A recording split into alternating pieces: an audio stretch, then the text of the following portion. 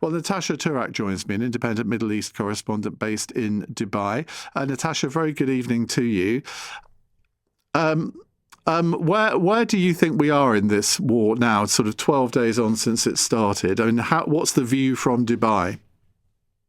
The view from Dubai is that escalation seems like the most likely course of action right now.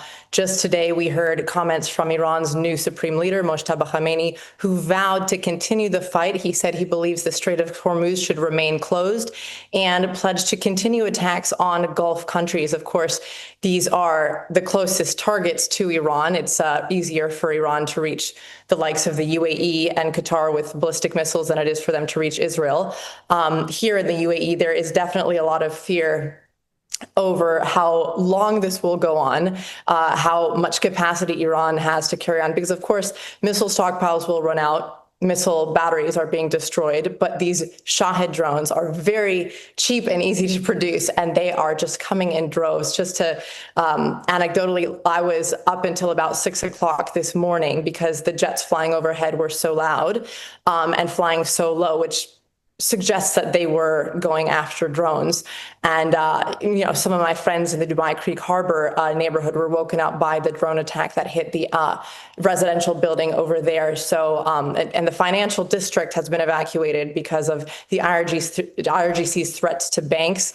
And it looks at this point that the people in charge of all of this, right, the leaders of the US, Israel, and Iran, none of them have suggested any negotiations or any willingness to back down at this point. So it's just a question of how long each side can outlast the other.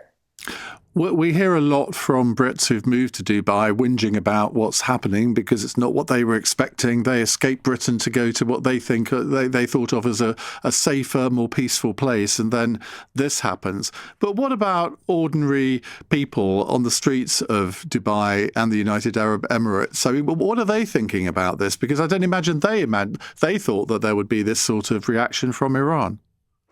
I'm glad you asked. Well, certainly no one ever saw this happening. I mean, this region has seen its fair share of wars over the decades, and the UAE has managed to remain a safe haven and a sort of island of stability in over the course of all of this time. So this has definitely been a shock to everyone, but I can tell you here on the ground, it certainly, yes, things feel a bit tense, but people are still able to go about their daily lives. I mean, I'll be honest, I was at the beach on Sunday. My friends are still going to brunch. I know the UK press loves to bag on Dubai, and they love to get these sensationalist headlines. And there's this sort of hatred that I've noticed in the UK toward Brits who move to Dubai and, don't pay taxes and have sunshine 350 days a year. Of course, there are going to be people who leave and don't want to come back because they couldn't handle what they experienced, and that's fair. But the vast majority of people I know here, including Brits, are still here. They feel safe. It's an incredible privilege to be able to walk around at night and not have to look over your shoulder, to know that you can leave your bag on a table in a restaurant and it's not going to be stolen. I think there's a lot to say about the day-to-day safety that still makes people feel more comfortable, even when missiles are flying overhead. And the oil price has spiked again today, over $100 a barrel. Why has that happened, given the fact that so much oil was released onto the market yesterday? Indeed, the IEA released 400 million barrels of reserve crude to the markets. Oil still climbed. And I would say it's because this vital waterway, the Strait of Hormuz, through which 20% of the world's oil flows daily, is completely ground to a halt.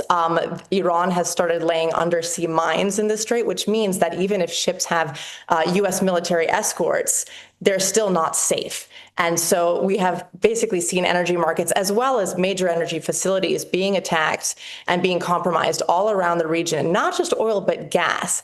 And to give you some perspective, in the States, residential heating oil prices in the U.S. surged above $5 a gallon for the first time since 2022, since Russia invaded Ukraine. And a gallon of diesel in Florida has gone up above $5 a gallon for the first time since 2022. So I think it's more market sentiment for the fear that this will continue for some time is what is keeping prices higher. And if you're wondering if President Trump is concerned about this, just today he said stopping Iran is of greater interest to me than oil prices. When oil prices go up, the U.S. makes a lot of money. So if the guy in charge of the States doesn't seem too concerned, I don't see him backing down for this reason anytime soon. Natasha, great to talk to you. Thank you very much indeed. That's Natasha Turek, an independent Middle East correspondent based in Dubai. We will be talking about Dubai after 9 o'clock. Why are we sneering at Brits who live in Dubai? Is it just because we think, well, they don't pay their taxes, so why